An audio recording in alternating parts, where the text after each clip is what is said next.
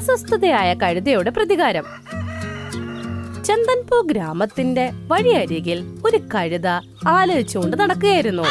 അവനൊരു ശ്രദ്ധയുമില്ലായിരുന്നു. എവിടെയാ പോകുന്നതെന്ന് പോലും അറിയില്ലായിരുന്നു. അവന്റെ മുമ്പിൽ ഒരു കാള, ആട്ടിൻകുട്ടി, രാമു ആന വരികയായിരുന്നു. ശ്രദ്ധിച്ചു നടക്കാത്തത് കൊണ്ട് നേരെ ആനയുടെ അവിടെ ചെന്ന് തട്ടി വീണു.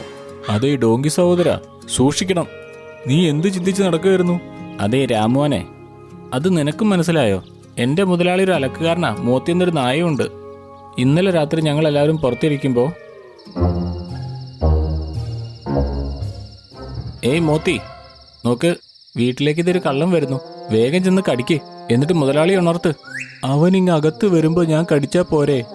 എന്റെ ജോലി എന്നെ പഠിപ്പിക്കണ്ട. ശരി, നീ മുതലാളിയെ ഉണർത്തുന്നില്ലെങ്കിൽ ഞാൻ ഉണർത്തിക്കോളാം. ഇതും പറഞ്ഞ് ഞാൻ കിടന്ന് കരയാൻ തുടങ്ങി. ഇവറ്റകൾക്കൊക്കെ ഇത് എന്താ സംഭവിച്ചത്? രാത്രി ആയാലും കിടന്നുറങ്ങാൻ സമ്മതിക്കില്ല. എൻ്റെ മുതലാളി എണീറ്റ് എന്നെ വടികൊണ്ട് ഒരുപാട് തല്ലി. എന്നെ തല്ലുന്നത് നോക്കിയെന്ന് മോത്തി ഒരുപാട് സന്തോഷിച്ചു. ഇത് നിങ്ങളോട് ചെയ്ത് വലിയ തെറ്റാണ്. അതേ തെറ്റാണ്, പക്ഷേ എനിക്കൊരു പ്ലാനുണ്ട്. ഞാൻ എന്തായാലും ഇതിന് പ്രതികാരം ചെയ്യും. അങ്ങനെയാണോ? എന്നാ ശരി, എന്നോ പറഞ്ഞോളൂ.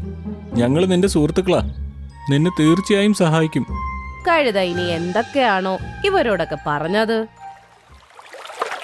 വൈകുന്നേര സമയം അലക്കുകാരൻ തുണി കഴുകുകയായിരുന്നു. ഡങ്കിയും മോത്തിയും അവരവരുടെ സ്ഥലത്ത് നിൽക്കുകയായിരുന്നു. രണ്ടുപേർക്കും അപ്പൊ കുരയ്ക്കുന്ന ശബ്ദം കേൾക്കാം. അപ്പൊ മോത്തി നേരെ അങ്ങ് നോക്കിയപ്പോ കുറച്ചു ദൂരത്തിൽ തന്നെ ഒരു സുന്ദരിയായ ഡോഗി നിൽക്കുന്നുണ്ടായിരുന്നു. ഇത് കൊള്ളാലോ, നല്ല രസമുള്ളൊരു ഡോഗി. മോത്തി നേരെ അവളുടെ അടുത്തേക്ക് അങ്ങ് പോയി.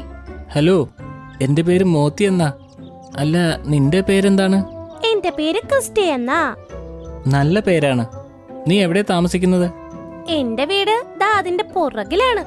അവര് രണ്ടുപേരും ഒരുപാട് നേരം സംസാരിച്ചു. പിന്നീട് മോത്തി പറഞ്ഞു, മുതലാളി വരാനുള്ള സമയമായി, ഞാനെന്നാ പോട്ടെ. കുറച്ചേരം കൂടെ നിൽക്കുന്നേ, സംസാരിക്കാം നമുക്ക്. വേണ്ട വേണ്ട, ഇനി ഇവിടെ നിൽക്കാൻ പറ്റില്ല. ഞാൻ വേഗം പോട്ടെ, നാളെ കാണാം. ഇതും പറഞ്ഞ് മോത്തി തിരിച്ചുപോയി. ഛേ, അവൻ തിരിച്ചു വന്നിരിക്കുന്നു. ഞാൻ കരുതിയത് അവൻ ഓടിപ്പോകുന്നത് മുതലാളി എങ്ങാനും കണ്ട അവൻ തിരിച്ചു വരുമ്പോ നന്നായി തല്ലു കൊടുത്തോളൂ എന്നാ. വൈകുന്നേര സമയം കഴുത പുല്ല് തിന്നാനായി കാട്ടിലേക്ക് പോയപ്പോ അവന്റെ കൂട്ടുകാരെ അവൻ കണ്ടു. അവിടെ ക്രിസ്റ്റിയും ഉണ്ടായിരുന്നു. നീ ഇത്രയൊക്കെ ചെയ്തില്ലേ ക്രിസ്റ്റി? അവൻ നിന്നെ വിട്ടിട്ട് മുതലാളി വരുന്നതിന് മുമ്പേ വന്നു. അത് കുഴപ്പമില്ലെന്നേ, അടുത്ത പ്രാവശ്യം നോക്കാം. നമുക്ക് ഇനി സമയം കിടക്കുകയല്ലേ, അവനെ നിനക്ക് അടി കൊള്ളിപ്പിച്ചാ പോരെ? വേണ്ട, അതൊന്നും നടക്കില്ല. എനിക്ക് വേറൊരു മാസ്റ്റർ പ്ലാൻ ഉണ്ട്. കഴുത അപ്പൊ വേറൊരു പ്ലാൻ അവർക്ക് പറഞ്ഞു കൊടുത്തു. രാത്രി 11 മണിയായപ്പോ അലക്കുകാരൻ വീട്ടിലെത്തി. മോത്തിയും കഴുതയും അവരവരുടെ സ്ഥലത്ത് നിൽക്കുകയായിരുന്നു. അലക്കുകാരൻ മോത്തിക്കുള്ള ആഹാരം വെച്ചുകൊടുത്തു. അവന്റെ തലയൊക്കെ തലോടി അവനോട് പറഞ്ഞു, മോത്തി, സമാധാനമായി കഴിച്ചോളൂ കേട്ടോ. എന്നിട്ട് അവന്റെ കട്ടിലിൽ പോയി കിടന്നുറങ്ങി. മോത്തി അവിടെ ആഹാരം കഴിക്കുമ്പോ അവിടെ ക്രിസ്റ്റി വന്നു. മോത്തി, മോത്തി, ഇങ്ങോട്ട് വാ. അവളെ കണ്ട സന്തോഷത്തിൽ അവളോടവൻ പറഞ്ഞു, അല്ല ക്രിസ്റ്റി, നീ ഈ സമയത്ത് വരൂ, നീയും ഭക്ഷണം കഴിച്ചോളൂ. ഇതെന്ത് വൃത്തികെട്ട ആഹാരമാണ് നീ കഴിക്കുന്നത്? എന്റെ അടുത്ത് നമുക്ക് രണ്ടാൾക്കും കഴിക്കാൻ വേണ്ടി നല്ല അടിപൊളി ചിക്കൻ ഉണ്ട്. എന്താ പറഞ്ഞ, ചിക്കനോ? എന്നാൽ ഇപ്പോഴെനിക്ക് വീടിന് കാവൽ നിൽക്കേണ്ട സമയമാണ്. പുറത്തു പോകാൻ പറ്റില്ല. അധികം ദൂരമൊന്നുമില്ല, നമുക്ക് പതുക്കെ കഴിച്ചിട്ട് വരാന്നേ. ഒരുപാടുണ്ട്, എനിക്കത് ഒറ്റയ്ക്ക് കഴിക്കാൻ വയ്യാത്തോണ്ടാ. അതെ, പക്ഷെ ഞാൻ പോയി കഴിഞ്ഞാ ഈ വീടിന് കാവൽ ആര് നിൽക്കും? അതിനെക്കുറിച്ച് ആലോചിച്ച് നീ വിഷമിക്കേണ്ട, ഞാൻ ഇവനോടൊന്ന് സംസാരിക്കാം. ഇത് പറഞ്ഞിട്ട് ക്രിസ്റ്റി കഴുതയോട് പറഞ്ഞു, ടങ്കി ചേട്ടാ, ഞങ്ങൾ കുറച്ച് സമയത്തേക്കൊന്ന് പുറത്തു പോവാ. അതുവരയ്ക്കും ഈ വീടിന്റെ സുരക്ഷ നിങ്ങളുടെ കയ്യിൽ. അവൻ ചെയ്യില്ല, ഇത് എന്റെ ജോലിയാണ്. ഇല്ല ഇല്ല, അങ്ങനെ ഒരു പ്രശ്നവുമില്ല. അതൊക്കെ ഞാൻ ചെയ്തോളാം. നീ സമാധാനമായിട്ട് പോയിട്ട് വരൂ, അതൊക്കെ ഞാൻ നോക്കിക്കോളാം. അവൻ പറഞ്ഞ കാര്യം കേട്ട് മോത്തി അങ്ങ് ഞെട്ടിപ്പോയി. വായോ, ചിക്കൻ തണുത്തു പോകുന്നേ. അങ്ങനെ മോത്തി ക്രിസ്റ്റിയുടെ കൂടെ അങ്ങോട്ട് പോകും. ആ ക്രിസ്റ്റി, ഒരുപാട് ദൂരമൊന്നും ഇല്ലല്ലോ അല്ലേ? അയ്യോ, അധികം ദൂരമൊന്നുമില്ല. അതോ ആ വീടിന്റെ അകത്ത് തന്നെയാ. മുമ്പിൽ അവർക്കൊരു കുടില് കാണാൻ പറ്റി. അത് ശരി, അതിനകത്താണ് താമസിക്കുന്നത്. രണ്ടുപേരും ആ കുടിലിന്റെ അകത്തേക്ക് വേഗതയിൽ പോവുകയായിരുന്നു. അവിടെ ആന, ആട്ടിൻകുട്ടി, കാള എല്ലാവരും മോത്തിയുടെ വീട്ടിലേക്ക് പോവായിരുന്നു. ഇപ്പൊ നമ്മൾ 3 പേരും പോയി ആ അലക്കുകാരന്റെ വീട്ടിൽ അങ്ങോട്ടും ഇങ്ങോട്ടും ഓടി പ്രശ്നം ഉണ്ടാക്കാം. വീട്ടിലെ എല്ലാ സാധനങ്ങളും നമ്മൾ നശിപ്പിക്കണം.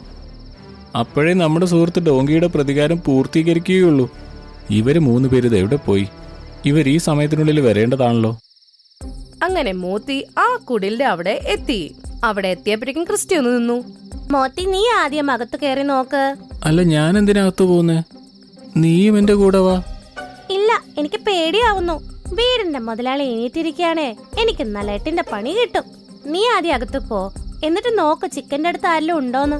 അവിടെ ആരും ഇല്ലെങ്കിൽ എന്നെ പതുക്കെ ഒരു വിളി അങ്ങ് വിളിച്ചാ മതി. ഞാൻ അങ്ങോട്ട് വരാം. ഇത് പറഞ്ഞപ്പോ മോത്തി ഒന്ന് ആലോചിച്ചു. ഡെങ്കിക്ക് ഇന്നലെ അത്രയും അടി കിട്ടിയത് ഞാൻ കാരണമാണ്. എന്നിട്ടും അവൻ എന്നോടൊന്നും പറയാതെ എനിക്ക് പകരം കാവല് നിൽക്കുന്നു. അല്ല, ക്രിസ്റ്റി എന്തുകൊണ്ടാണ് പെട്ടെന്ന് എനിക്ക് ചിക്കൻ തരാമെന്ന് ആലോചിച്ചത്? എന്ത് പറ്റി? എന്താ ആലോചിക്കണേ? ഞാൻ ഇപ്പൊ തന്നെ വരാം ക്രിസ്റ്റി. ഇതും പറഞ്ഞ് മോത്തി അവിടുന്ന് അവന്റെ വീട്ടിലേക്ക് ഓടിപ്പോയി. മോത്തി, ഓടല്ലേ, നീ ഇതിപ്പോ എങ്ങോട്ടാ പോകുന്നേ? തീർച്ചയായും ഇത് ഡോങ്കിയുടെ കളിയാണ്. ഞാൻ തിരിച്ചെത്താൻ വൈകാൻ വേണ്ടി അവൻ ചെയ്തത്. ഇതും പറഞ്ഞ് മോത്തി ഓടുന്ന വേഗത കുറച്ചും കൂടെ കൂട്ടി. 10-15 മിനിറ്റ് ഓടിയിട്ടാണ് അവൻ അവന്റെ വീട്ടിലെത്തിയത്. അവിടെ നോക്കുമ്പോ ആന, ആട്ടുംകുട്ടി, കാള ഡങ്കിയുടെ അടുത്ത് നിൽക്കുകയായിരുന്നു. നിങ്ങൾ പെട്ടെന്ന് തന്നെ ഇവിടെ ഒരു പ്രശ്നം ഉണ്ടാക്ക്. വീട്ടിലെ എല്ലാ സാധനങ്ങളും നശിപ്പിച്ചിരിക്കണം. എന്നിട്ട് മുതലാളി വരുമ്പോ ഈ കാഴ്ചയെല്ലാം കാണുമ്പോ അദ്ദേഹം നന്നായി വിഷമിക്കും. മോത്തി വീട്ടിലില്ലെന്ന് മുതലാളി മനസ്സിലാക്കുന്ന സമയം അദ്ദേഹത്തിന് മോത്തിയോട് വല്ലാതെ ദേഷ്യം വരും. അതിനുശേഷം മോത്തി വരുന്ന സമയത്ത് അദ്ദേഹം അവനെ തീർച്ചയായും തല്ലും. അപ്പോഴേക്കും മോത്തി അവിടെ എത്തി. അവൻ പറഞ്ഞു, അങ്ങനെ ഒരിക്കലും സംഭവിക്കില്ല. എനിക്ക് എന്റെ ജോലി എങ്ങനെ ഉത്തരവാദിത്വത്തോടെ ചെയ്യണമെന്ന് അറിയാം. അതും പറഞ്ഞ് മോത്തി അവിടെ ഭയങ്കരമായി കുരയ്ക്കാൻ തുടങ്ങി. എല്ലാവരും ഒന്ന് ഓടി വരണേ. അലക്കുകാരൻ എണീറ്റു. എന്ത്, ഇത്രയും മൃഗങ്ങളോ? അവൻ വടിയെടുത്ത് 3 മൃഗത്തിനെ അവിടെ നിന്ന് ഓടിച്ചു. 2 അടി ആനയ്ക്ക് കിട്ടി. 5 കാളയ്ക്കും. ജീവനും കൊണ്ട് 3 പേരും അവിടെ നിന്ന് രക്ഷപ്പെട്ടു. വളരെ നന്നായി മോത്തി. നീയില്ലായിരുന്നുവെങ്കിൽ ഇവിടെ എന്തൊക്കെ പ്രശ്നങ്ങൾ ഉണ്ടാവുമായിരുന്നു. മോത്തി അവന്റെ സ്ഥലത്ത് പോയി അങ്ങ് ഇരുന്നു. എന്നിട്ട് ഡങ്കിനെ കൊഞ്ഞനം കുത്തി കാണിച്ചു. ഡങ്കി, നീ കഴുതയാണോ അതോ കഴുതയായിട്ട് അഭിനയിക്കുകയാണോ? കഴുത. കഴുതയ്ക്കിത് കേട്ടപ്പോ ഭയങ്കരമായി ദേഷ്യം വന്നു. അടുത്ത ദിവസം പുല്ല് തിന്നാനായി കാട്ടിലേക്ക് പോയപ്പോ താണ്ടെ വരുന്നു ആനയും കാളയും. നീ ചെയ്യാൻ പോകുന്ന പ്രതികാരത്തെക്കുറിച്ച് ഞങ്ങൾ വളരെ ആശങ്കാകുലരാണ്. ഇനിയിപ്പോ നിന്നോട് ഞങ്ങൾ പ്രതികാരം ചെയ്യേണ്ടി വരും. ഇല്ല, ഞാൻ നിങ്ങളോട് ഒരു തെറ്റും ചെയ്തില്ലല്ലോ. ഇത് പറഞ്ഞ് കഴുത അവിടെ നിന്ന് ഓടി. കാളയും ആനയും അവന്റെ പുറകെ ഓടി. അയ്യോ, രക്ഷിക്കണേ, ആരെങ്കിലും ഒന്ന് രക്ഷിക്കൂ. ഇന്നു മുതൽ ഞാൻ ആരെയും ഉപദ്രവിക്കില്ല, എന്നെ രക്ഷിക്കണേ.